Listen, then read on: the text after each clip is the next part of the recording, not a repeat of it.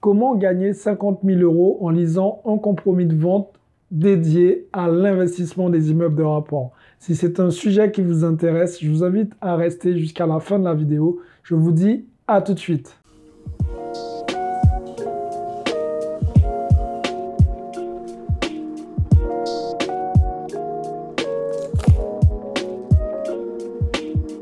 Salut à tous, je suis Xavier Prétéric, je suis l'auteur du livre Cave et Parking. Je suis aussi l'auteur du livre Devenir libre financièrement grâce aux immeubles de rapport. Et aujourd'hui, nous allons aborder le sujet suivant, c'est comment gagner 50 000 € en lisant un compromis. Avant de rentrer dans le vif du sujet, je vous invite les amis à cliquer dans la description. Je vous ai laissé tout simplement un petit formulaire. Ce formulaire m'aidera tout simplement à savoir où vous avez des blocages. Et par la suite, je vais vous faire une étude personnalisée pour vous aider à passer au niveau supérieur. Notez bien qu'il est important de vous abonner à la chaîne et d'activer la cloche pour pouvoir recevoir les prochaines notifications et pour être au courant de toutes mes prochaines vidéos, bien évidemment.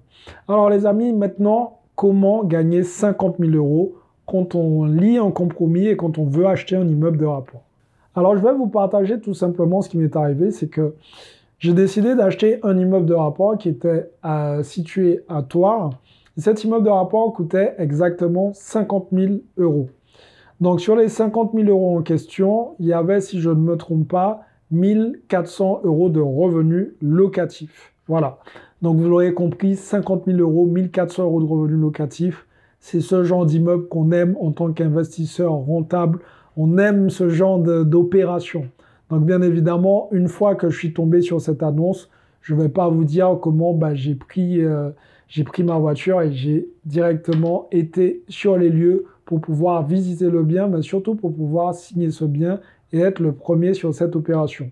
Et effectivement, je suis arrivé le premier lors de la visite et j'ai pu visiter le bien. Alors en soi, sur ce bien-là, il y avait quelques travaux à prévoir, mais c'était plus des travaux de rafraîchissement, pas grand-chose. Et même avec les travaux de rafraîchissement, avec 1 400 € de loyer, finalement, je m'y retrouvais complètement. Donc en soi, jusque-là, tout allait bien. C'est un monsieur d'un certain âge avec qui j'ai échangé. Donc je suis passé par le vendeur directement. Et je me suis dit, bon, c'est quelqu'un de confiance. C'est vraiment quelqu'un avec qui je vais pouvoir échanger. Et qui va m'apprendre des choses, puisque c'était ce même monsieur qui avait construit ce fameux immeuble de rapport. Il m'a un peu raconté l'historique de cet immeuble, vraiment tous les débuts, comment il a fait, les galères qu'il a rencontrées, etc., etc. Donc finalement, il y avait une histoire derrière tout ça et c'était plutôt intéressant. On est même parti boire un coup, pour tout vous avouer, pour célébrer finalement ce fameux immeuble qui allait me générer plus de 1 400 € de revenus locatifs. Alors évidemment, il y a les mensualités que je dois tous les mois au banquier, c'est-à-dire je crois que j'avais des mensualités avoisinant les 350 €. Mais tout le reste, c'était, après impôt bien sûr, c'était in the pocket comme on dit. Mais l'idée n'était pas là, c'est-à-dire que j'avais visité le bien, il n'y avait pas de problème de structure, tout était nickel. Alors je m'apprêtais à signer le compromis et finalement quand j'ai reçu le compromis, j'ai bien évidemment pris le temps de le lire dans les règles de l'art, et je me suis rendu compte qu'il n'y a aucun des locataires qui ne payait son loyer. Donc à partir de là, j'ai contacté le vendeur et je lui ai dit, écoutez, là je comprends pas, je viens de lire le compromis et je me rends compte qu'aucun des locataires ne paye son loyer. Et là, il m'affirme qu'en gros, qu'il a joué et qu'il a perdu et que ça fait partie des règles du jeu. Donc très clairement, j'étais face à quelqu'un de malhonnête. Encore une fois, les amis, c'est l'une des raisons pour lesquelles j'attire votre attention sur le fait de faire attention à chaque élément quand vous achetez un immeuble de rapport. Donc, si vous avez du mal avec certains éléments que vous n'êtes pas encore habitué, je vous invite à cliquer dans la description parce que j'ai créé ce que j'appelle la formation immeuble de rentier où je vous partage toute mon expérience et même les mésaventures qui me sont arrivées pour que vous soyez informés et que vous soyez avertis afin d'éviter ce genre de piège.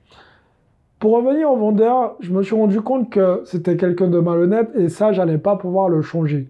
Mais je me suis surtout rendu compte d'une chose, c'est que finalement, le bien, si j'avais décidé de l'acheter au prix, que j'allais me retrouver avec des problèmes supplémentaires. Les problèmes, ça aurait été d'engager des procédures avec tous les locataires qui ne payaient pas et d'essayer de les faire sortir un à un pour finalement faire en sorte d'avoir cette fameuse rentabilité qu'ils m'avaient tant vendue.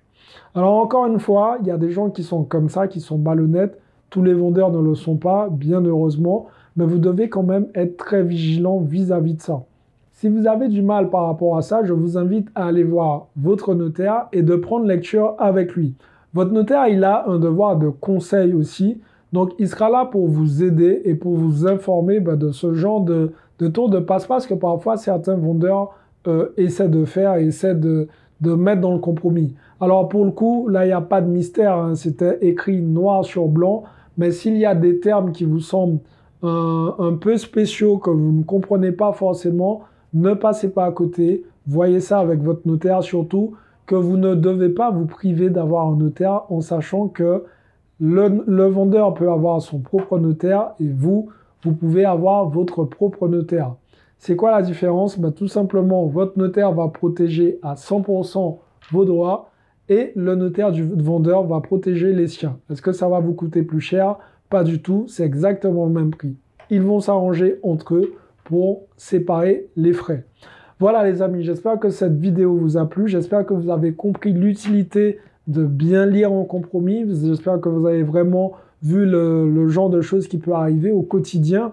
Ça m'est arrivé à moi, mais ça peut aussi vous arriver. Donc c'est l'une des raisons pour lesquelles je vous invite à rester vraiment vigilant du début jusqu'à la fin quand vous achetez un immeuble de rapport ou un bien immobilier tout court. Si cette vidéo vous a plu, mettez-moi un gros like, partagez cette vidéo autour de vous. Encore une fois, les amis, abonnez-vous à la chaîne en activant la cloche pour être informé des prochaines vidéos qui vont sortir. Et pour les autres, pas de mystère, les amis, passez à l'action parce que demain, c'est pour les faibles. Ciao tout le monde.